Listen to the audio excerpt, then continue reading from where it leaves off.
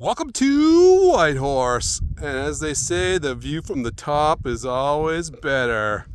I climbed this little hillside behind us here and flipped to try and get a view from the actual lookout, which is up there. And when I got to the top, it was not only cloudy, it was starting to snow and or sleet.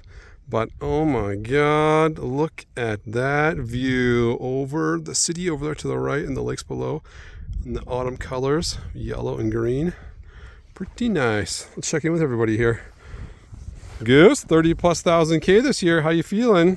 You look great, by the way. Mud looks good on you. And let's check on our other friends over here. Hello there. Helen, Stanley, how's everything going up here?